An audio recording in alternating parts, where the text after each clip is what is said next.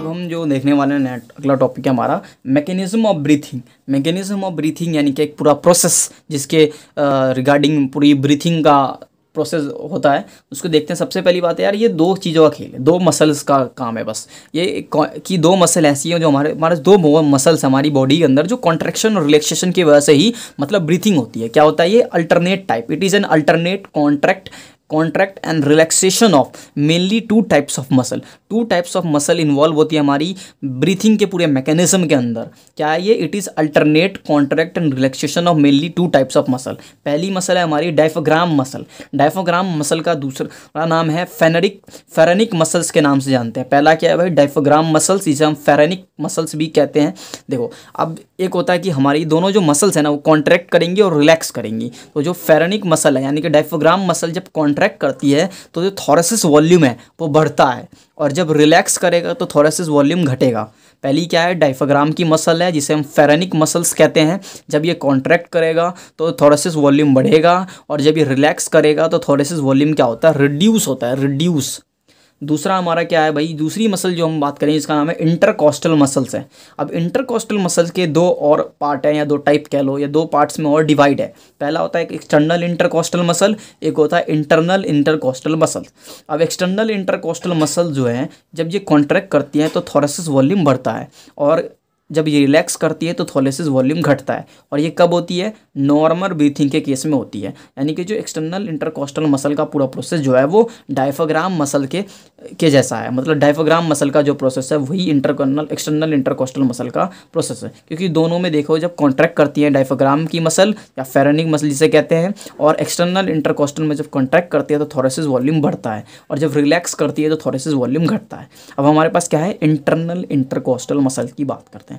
यानी कि जब ये कॉन्ट्रैक्ट करता है इंटरनल इंटरकॉस्टल मसल तो थोरेसिस वॉल्यूम इसकी डिक्रीज होती है, और जब ये रिलैक्स करता है तो थोरेसिस वॉल्यूम बढ़ती है। यानी उल्टा है क्या? कि जब ये कॉन्ट्रैक्ट करता है तो थोरेसिस वॉल्यूम घटती है, और जब ये रिलैक्स करता है तब थोरेसिस वॉल्यूम बढ़ती है। पर जब हमने डायफ्राम और एक्सटर्नल कॉस्टल मसल की केस में देखा क्या, कि जब ये कॉन्ट्रैक्ट करती है तब थोरेसिस वॉल्यूम बढ़ता है, और रिलैक्स करने पे थोरेसिस वॉल्यूम घटता है। अब देखो भाई यार, कहेंगे कि यार दो एक्सटर्नल इंटरकॉस्टल मसल और इंटरनल इंटरकॉस्टल मसल होती कब है? तो यार जब हम नॉर्मल ब्रीथिंग कर रहे हैं, तो बैठे हुए हैं हम यार नॉर्मल ब्रीथिंग कर रहे हैं, तब होता है कि एक्सटर्नल इंटरकॉस्टल मसल हमारी वर्किंग में होती है। और जब हम फोर्सिबल एक्सपायरेशन कर रहे हैं, फोर्सफुल एक्सपायर कर रहे हैं एयर को, तब क्या हो रहा है भाई? हमारे पास इंटरनल कॉस्टल मसल्स होती हैं। यानी क्या कंडीशन है एक्सटर्नल कॉस्टल मसल की? कि नॉर्मल ब्रीथिंग के समय, और इसमें इंटरनल इंटरकॉस्टल मसल में क्या होती है भाई? फोर्सफुल एक्सपायरेशन होती है। अब हम देखते हैं ना यार, एक चीज़ देखते हैं यहाँ पे, देखो कि एक चीज़ देखो, ये हमारी नॉर्मल रिव्स हैं यार, ये देखो पूरी नॉर्मल है पूरी। ये हमारी इंटरनल कॉस्टल मसल्स हैं ये सब, ठीक है। ये डायफ्राम की मसल है हमारी। इफ डायफ्राम मसल, अगर मान लो हमारा डायफ्राम मसल का कॉन्ट्रैक्ट करता है तो थोरेसिस वॉल्यूम कहाँ पे? हमने कहा था ना कि जब डायफ्राम मसल कॉन्ट्रैक्ट करता है, यानी फेरेनिक मसल जब कॉन्ट्रैक्ट करता है तो थोरेसिस वॉल्यूम का इंक्रीज होता है, थोरेसिस वॉल्यूम बढ़ता है। पर यार जो एक्सिस होती है, अब किस एक्सिस में, ये पूछता है कि भाई किस एक्सिस में हमारी थोरेसिस वॉल्यूम बढ़ेगी, तो जो थोरेसिस वॉल्यूम होती है वो एंटीरियर पोस्टीरियर एक्सिस में बढ़ती है। किस एक्सिस में बढ़ती है भाई? Anterior posterior axis. बहुत इंपॉर्टेंट है, याद रखना कि जो एंटीरियर पोस्टीरियर एक्सिस में हमारी थोरेसिस वॉल्यूम की इंक्रीज होती है। हमने कहा कि भाई if internal costal muscle contract करे, यार हमने कहा था इंटरनल कॉस्टल मसल जब कॉन्ट्रैक्ट करेगी तो थोरेसिस वॉल्यूम क्या होगी भाई? डिक्रीज होगी। अब ये थोरेसिस वॉल्यूम जो होती है ना वो डिक्रीज किस में होती है? कौन सी एक्सिस होती है? तो वो होती है डॉर्सो वेंट्रल एक्सिस होती है। यानी कि एक्सटर्नल इंटरकॉस्टल मसल और इंटरनल इंटरकॉस्टल मसल्स किस एक्सिस में होते हैं? वो डॉर्सो वेंट्रल एक्सिस होती है। और डायफ्राम की कौन सी एक्सिस है? वो है anterior posterior axis, AP axis. और इसकी क्या है? DV axis. यानी कि थोड़ा से इंटरनल कॉस्टल और एक्सटर्नल कॉस्टल मसल्स की क्या है भाई? डॉर्सो वेंट्रल एक्सिस, और इसकी क्या है? एंटीरियर पोस्टीरियर एक्सिस डायफ्राम के लिए होता है। अब सबसे पहला प्रोसेस देखते हैं हम, इंस्पायरेशन। इंस्पायरेशन क्या है भाई? एक्टिव प्रोसेस है, ऐसा प्रोसेस जिसके अंदर भाई एनर्जी की रिक्वायरमेंट हो, एक्टिव प्रोसेस होता है। सबसे पहला क्या होता है भाई? इंस्पायरेशन के अंदर, यानी इंस्पायर कर रहे हैं, यानी हम ब्रीथ इन कर रहे हैं एयर को, तो क्या होता है भाई? कॉन्ट्रैक्शन। सबसे पहला डायफ्राम मसल का कॉन्ट्रैक्शन होगा। और हमने कहा था कि जब डायफ्राम मसल का कॉन्ट्रैक्शन होता है तो इसे हम क्या कहते हैं कि थोरेसिस वॉल्यूम का इंक्रीज होना बनता है। थोरेसिस वॉल्यूम इंक्रीज होगा, कहाँ पे होगा? एंटीरियर पोस्टीरियर एक्सिस में, क्योंकि डायफ्राम हमेशा एंटीरियर पोस्टीरियर एक्सिस में वो हमारी या कॉन्ट्रैक्ट होती है, रिलैक्स होती है। ठीक है, पहला क्या होगा इंस्पायरेशन का पहला step, contraction of diaphragm muscle, यानी थोरेसिस वॉल्यूम बढ़ेगा एंटीरियर पोस्टीरियर एक्सिस में। अगला क्या होगा भाई, कॉन्ट्रैक्शन होगा एक्सटर्नल इंटरकोस्टल मसल का। जब ये एक्सटर्नल इंटरकोस्टल मसल कॉन्ट्रैक्ट करते हैं तो थोरेसिस वॉल्यूम बढ़ेगा। कहाँ पे बढ़ेगा भाई, डोर्सो वेंट्रल एक्सिस में बढ़ेगा। यानी कि इन दोनों की वजह से एक चीज़ होगी, इन दोनों की वजह से क्या होगा, नेक्स्ट स्टेप होगा जो होगा इसमें क्या होगा, thoracic volume, total thoracic volume बढ़ा। क्यों थोरेसिस वॉल्यूम बढ़ा, क्योंकि थोरेसिस वॉल्यूम देखो हमने डायफ्राम मसल जब कॉन्ट्रैक्ट किया तो भी थोरेसिस वॉल्यूम बढ़ रहा था एंटीरियर पोस्टीरियर एक्सिस में, और जब हम एक्सटर्नल इंटरकोस्टल मसल को कॉन्ट्रैक्ट कर रहे थे तो भी थोरेसिस वॉल्यूम बढ़ रहा था डोर्सो वेंट्रल एक्सिस में। तो यानी दोनों जगह हमारा थोरेसिस वॉल्यूम बढ़ रहा है, रिड्यूस कहीं पे नहीं हो रहा, तो टोटल थोरेसिस वॉल्यूम भी तो बढ़ेगा, टोटल थोरेसिस वॉल्यूम बढ़ेगा हमारा। और जब हमारा टोटल थोरेसिस वॉल्यूम बढ़ेगा तो हमारा थोरेसिस प्रेशर रिड्यूस नहीं होगा, तो क्योंकि ये जो हमारा वॉल्यूम होता है वो इन्वर्सली प्रोपोर्शनल होता है प्रेशर के, यानी कि जब एक चीज़ बढ़ेगी तो दूसरी वाली तो अपने आप ही घटेगी। तो यानी थोरेसिस वॉल्यूम हमारी टोटल बढ़ी तो थोरेसिस हमारा टोटल प्रेशर घट गया। ये कंडीशन किसकी वजह से अराइज हुए हैं, ये हमारा डायफ्राम मसल और एक्सटर्नल इंटरकोस्टल मसल की कॉन्ट्रैक्शन की वजह से अराइज हुए हैं, और दोनों में हमारी थोरेसिस वॉल्यूम बढ़ी है, जिसकी वजह से हमारा टोटल थोरेसिस वॉल्यूम बढ़ेगा और थोरेसिस प्रेशर घटेगा। क्योंकि क्या होता है कि pressure inversely proportional to volume, यानी कि एक चीज़ बढ़ेगी, ये अगर इंक्रीज कर रही है तो ये घटेगी। तो यहाँ पर हमारी वॉल्यूम इंक्रीज कर रही है तो प्रेशर अपने आप ही डिक्रीज करेगा, हमारा प्रेशर अपने आप ही डिक्रीज करेगा। उसके बाद क्या होता है, एटमॉस्फेरिक एयर, अंत में क्या होता है कि एटमॉस्फेरिक एयर हमारी एंटर कर जाती है थोरेसिस चैम्बर में। तो हमने क्या बताया इंस्पायरेशन में, इंस्पायरेशन एक एक्टिव प्रोसेस है, इंस्पायरेशन क्या है, एक एक्टिव प्रोसेस है। इसमें पहला स्टेप होता है contraction of diaphragm muscle. Diaphragm muscle जब कॉन्ट्रैक्ट करेंगी तो थोरेसिस वॉल्यूम बढ़ेगा, एंटीरियर पोस्टीरियर एक्सिस में बढ़ेगा।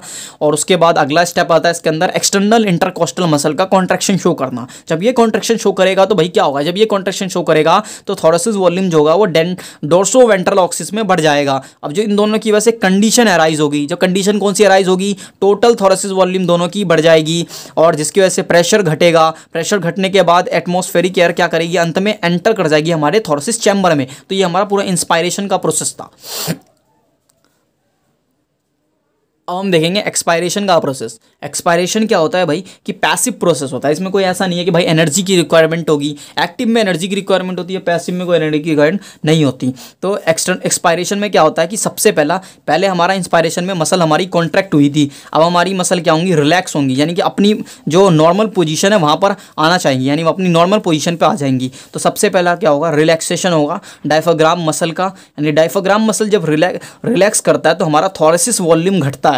किस में घटेगा, एंटीरियर पोस्टीरियर एक्सिस में घटेगा।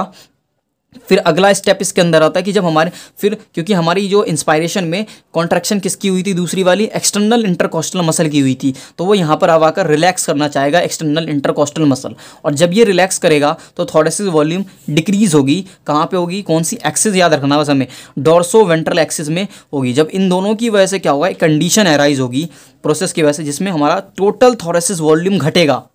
टोटल थोरेसिस वॉल्यूम घटेगा तो हमारा बेसिकली अपना टोटल थोरेसिस प्रेशर भी तो बढ़ेगा, क्योंकि हमारा जो प्रेशर है वो इन्वर्सली प्रोपोर्शनल होता है वॉल्यूम के। तो यानी टोटल थोरेसिस वॉल्यूम जब घटेगी तो प्रेशर बढ़ेगा, जिसकी वजह से हमारा क्या होगा, लास्ट स्टेप एक्सपल्सन होगा एयर का। लंग से जो एयर होगी वो एटमॉस्फेयर में रिलीज हो जाएगी, एक्सपल्सन होगा। तो हमें क्या देखना है, इंस्पायरेशन में एक्टिव प्रोसेस होता है, इंस्पायरेशन एक्टिव प्रोसेस होता है, एक्सपायरेशन हमारा पैसिव प्रोसेस होता है। इंस्पायरेशन के अंदर इंस्पायरेशन के अंदर हमारी थोरेसिस वॉल्यूम बढ़ती है, थोरेसिस प्रेशर अपने आप घटता है। एक्सपायरेशन में हमारी थोरेसिस वॉल्यूम डिक्रीज होती है तो हमारा थोरेसिस प्रेशर इंक्रीज होता है। अब आता है कि फोर्स एक्सपायरेशन एक और है इसके अंदर। फोर्स एक्सपायरेशन भी एक एक्टिव प्रोसेस होता है, क्योंकि जब हमने नॉर्मल एक्सपायर कर दिया एयर को, फिर भी अगर हम फोर्स लगाकर और एयर एक्सपायर करना चाहते हैं अपनी बॉडी से, तो उसके लिए हमें ज़्यादा एनर्जी को यूज़ करना पड़ेगा। इसलिए इसको हम कहते हैं कि जो फोर्स एक्सपायरेशन यानी फोर्सफुल एक्सपायरेशन है वो एक्टिव प्रोसेस होता है। अब इसके अंदर दो मसल वर्क करती है, एक होती है इंटरनल इंटरकोस्टल मसल और एक एब्डोमिनल मसल। ये हमें दोनों मसल याद रखनी है, इन दोनों के ऊपर ही क्वेश्चन आते हैं कि एक कौन सी मसल है, एक होती है इंटरनल इंटरकोस्टल मसल, एक होती है एब्डोमिनल मसल्स। एब्डोमिनल मसल जब ये दोनों कॉन्ट्रैक्ट करती हैं तो हमें पता है कि जब इंटरनल इंटरकोस्टल मसल्स कॉन्ट्रैक्ट करती है तो अपने आप ही थोरेसिस वॉल्यूम यहाँ पे घटेगा।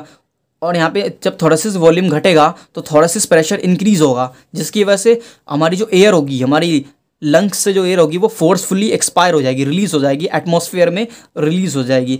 तो एक्टिव प्रोसेस में कौन सी मसल यूज़ होती है? डायफ्राम मसल्स, जैसे फेरेनिक मसल्स भी कहते हैं, और दूसरी होती है एक्सटर्नल इंटरकोस्टल मसल। और दोनों क्या शो करते हैं? कॉन्ट्रैक्शन शो करते हैं। और हमारी एक्सपायरेशन में दोनों रिलैक्सेशन शो करते हैं, यानी कि डायफ्राम मसल या फेरेनिक मसल्स कहते हैं दूसरे नाम से, और एक्सटर्नल इंटरकोस्टल मसल्स। और हमारी फोर्स एक्सपायरेशन में कौन सी मसल्स यूज होती है? इंटरनल इंटरकोस्टल मसल्स और एब्डोमिनल मसल्स।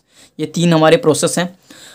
अब हमें एक जानना है कि टाइप्स ऑफ ब्रीथिंग। अब हमारे पास दो तरह की ब्रीथिंग होती है, एक होती है एब्डोमिनल ब्रीथिंग, एक होती है हमारे पास थोरेसिस ब्रीथिंग।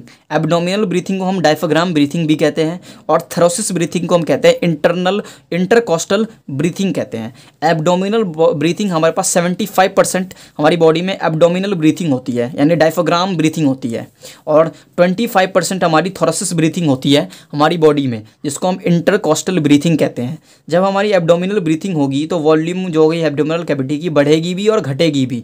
और थोरेसिस ब्रीथिंग में क्या होता है कि इसमें भी हमारी वॉल्यूम जो होती है थोरेसिस कैविटी की वो इंक्रीज करती है और डिक्रीज करती है, वो डिपेंड करता है कॉन्ट्रैक्शन और रिलैक्सेशन के प्रोसेस पे। जो ड्यूरिंग प्रेगनेंसी के समय जो होती है मदर के अंदर थोरेसिस ब्रीथिंग होती है। कौन सी ब्रीथिंग होती है? थोरेसिस ब्रीथिंग होती है। इसलिए जो प्रेगनेंसी के अंदर जो वुमेन्स होती है उन्हें डिफिकल्टी होती है ब्रीथिंग करने में, क्योंकि जो 25% थोरेसिस ब्रीथिंग हो रही है, और इतने ब्रीथिंग में मदर भी वो कर रही है, ब्रीथ कर रही है, और जो उसका जो इन्फेंट है या जो चाइल्ड है वो भी ब्रीथ कर रहा है। तो 25% के अंदर मदर और चाइल्ड को दोनों को ब्रीथ करना पड़ता है, इसलिए जो प्रेगनेंसी के समय ब्रीथिंग में प्रॉब्लम्स होती हैं।